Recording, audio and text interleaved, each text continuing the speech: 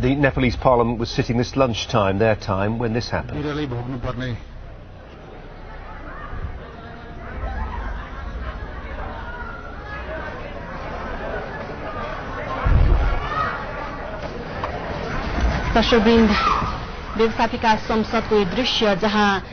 Another massive quake rattling the country of Nepal.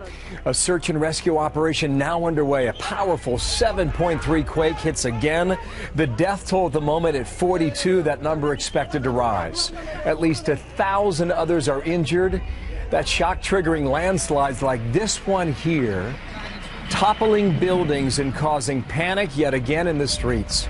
It all comes less than 3 weeks after another devastating quake killed 8,000 people in that country. Thou shalt not make unto thee any graven image, or any likeness of anything that is in heaven above, or that is in the earth beneath, or that is in the water under the earth. Thou shalt not bow down thyself to them nor serve them. For I, the Lord thy God, am a jealous God, visiting the iniquity of the fathers upon the children unto the third and fourth generation of them that hate me, and showing mercy unto thousands of them that love me and keep my commandments. We start with some breaking news this morning. A new major earthquake hit Nepal this morning. The 7.3 magnitude quake was followed by several aftershocks. Reports say at least 19 people are dead and hundreds injured. This quake caused panic in Nepal's parliament as a lawmaker was speaking. People ran for the exits. It comes less than 3 weeks after a 7.8 magnitude quake killed more than 8,000 people. Seth Doan covered the aftermath of that disaster for us. He's in Beijing tracking these latest developments. Seth, good morning. Good morning. This earthquake struck a remote mountainous region between Kathmandu, the capital city, and Mount Everest. Even 50 miles away in the capital, eyewitnesses report people running into the streets. We just got off the phone with a local journalist who is visiting the epicenter of the April 25th earthquake today when that earth started shaking again. He described scenes of people running out, panicking, screaming, "Earthquake, earthquake, another earthquake." He described things that were still standing, looking as though they were going to collapse, but said some regions had been hit so hard that there was simply nothing left to collapse. We visited that Sindapalchek district, the area that was so hard hit that saw the greatest loss of life during the April 25th earthquake. That was the epicenter of today's quake.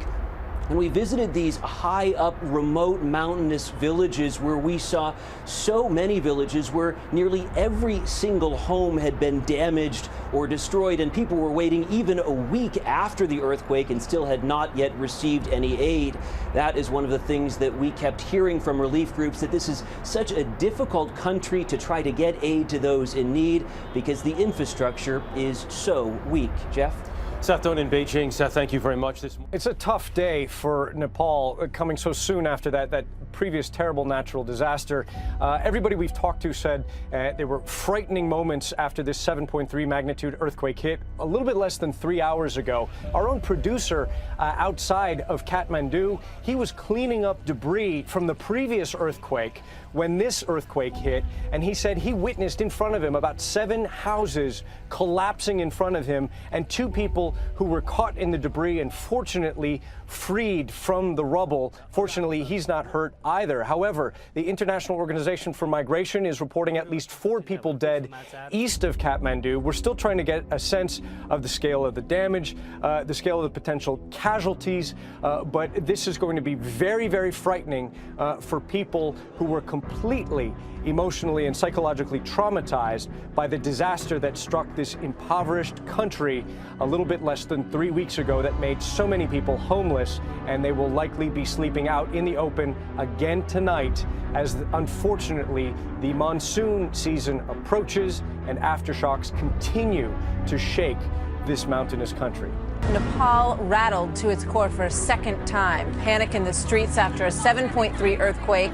Reports of buildings collapsing in the aftershocks. A massive search and rescue operation once again is underway. You wonder how much these people and these communities can take. 42 people are confirmed dead so far. At least 1,000 more are said to be injured in this one. The Templar coming at all less than 3 weeks after another devastating earthquake killed 8,000 people in the country. Kathmandu this morning, a city familiar with aftershocks, but a sense that this is something different. People pouring into the streets, wondering if their homes are safe. This was not a repeat of last month's massive earthquake, but it was big enough to stir the deepest fears. I'm trying to go to my home, but network is busy. It's not reachable. I'm worried for my family. I think it's a really big hit of earthquake because the gate has also slanted and every pole are moving like that they will fall again. Nepal's parliament was in session when the earth started to move, a camera capturing the quake's rapid crescendo. After a moment of uncertainty, MPs scrambled for the exits. People knew to get outside right away. The cars were shaking, the buildings were swaying, and I think one of the most shocking things was how long the earthquake went on for. Particularly for our Nepalese staff here, it was very traumatic. A lot of them have families and friends who are living in buildings that may have been damaged in the first earthquake. Today's quake was felt as far afield as Delhi and Dhaka, but the epicenter was east of Kathmandu, close to Everest. It could be some time before the full extent of the damage is known.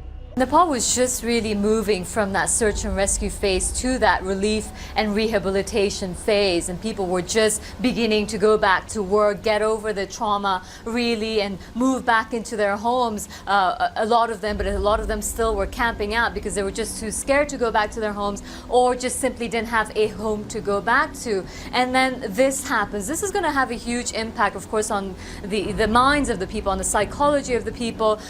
We've been talking to a lot of people on the ground. They've just been talking about the noise, the sound of all those people yelling when they realized that this was another massive earthquake. Of course, in terms of relief operations, this is going to hamper a lot of that as well, because there's been a series of landslides in that Dolka area, which is around the epicenter of this earthquake. We know that some of the major highways there have been blocked off, the major highway to China as well. And this is an area that, people were already, or the army, the government was already struggling to get to these parts of Nepal after the previous earthquake, and now you have this. And we went out with the army several times after the first earthquake on the chopper, because a lot of times that was the only way to get to these parts of Nepal.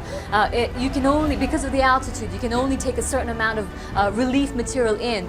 You can only bring back a certain amount of injured people. So the whole process is so complicated, and this just sets all of that back a little bit once again, Wolf. And in these past 3 weeks, the huge earthquake at the end of April, but since then there have been a lot of aftershocks as well, and now a second major earthquake unfolding. So when you're speaking to folks over there, what are they saying to you, Sumnima?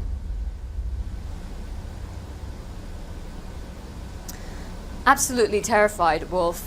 They were terrified anyway after that first earthquake. As I mentioned, a lot of them were camping out. When I asked them, when do you plan on moving back to your home? They said, look, it still feels, even when there's no earthquake, I still feel like I'm shaking all the time. There's been aftershocks constantly, even while we were there. Almost every day there was aftershocks, 2 or 3 of them, some of them very, very strong. And even after today's earthquake, a lot of people were saying that, they just thought maybe this was yet another one of those aftershocks, and then very quickly they realized that this is actually much more than just an aftershock, and then they started running, they started screaming, many people crying. There's complete chaos on the streets even now. A lot of people obviously too scared to go back into their homes. There's not many open areas in Kathmandu. It's a very congested city, so they're just out on the streets. The police has put out a statement asking people to, unclog those streets so that the police, the army can operate, but still people are out on the streets just too scared. Telecommunications has been pretty difficult, so people are just sort of traumatized. Earthquake in Nepal just a few hours ago. We'll go now to Nepal with reporter Constantin Simon, who is in Kathmandu. Constantin, what more can you tell us? Well, we were shooting outside in the streets of Kathmandu around 1:30 local time when we felt the aftershock. It was really strong and lasts for around 30 seconds, maybe 1 minute. It's very difficult to tell you the exact duration, because when the earth shakes, every second feels like 1 minute. there were a lot of people in the streets, a lot of young people, and what struck me was the panic movement. Nepali here are really traumatized by the 25th April earthquake, and people started to shout, to run, to cry, to faint. I saw a lot of people fainting in front of my eyes. Traffic was stopped, cars were just stopping on the road, policemen were trying to do their best, and then people were running out of buildings and were really afraid that buildings or gates could collapse. I guess when the first earthquake happened, many people were surprised and didn't know what to do. This time they knew what it was, and this is what struck me. The good news is that apparently the damage is really different and not in the same intensity than the damage of the 25th April. We were able to speak briefly to the police, and apparently there is only in Kathmandu maybe 2 or 3 buildings. Of course, buildings that have collapsed. Of course, this has to be confirmed in the next updates. And of course, that's because so many more buildings were destroyed in that quake just a little over 2 weeks ago. Constantin, have you been able to see any rescue services already on the ground trying to help people who may have been injured in this latest quake today? Well, in Nepal is always suddenly now you see like civil people. Of course, the police is there trying to do their best, but they are not enough. They are not prepared. And what struck me a lot is always that you see civilians, young people trying to organize, doing their best. Maybe they don't do always the good things, but they are really trying to manage, try to stop the panic, because there is a lot of panic. So yes, police is there. I could see some deployment. The police was stopping the cars on the road. But clearly the movement is of the people. Even in the hospital, the main hospital of the city where we've been after the earthquake, you could see a lot of young people trying to organize and help the ambulance when they were arriving. All right, Constantin, thank you so much for that. That's Constantin Simon reporting for us from Kathmandu.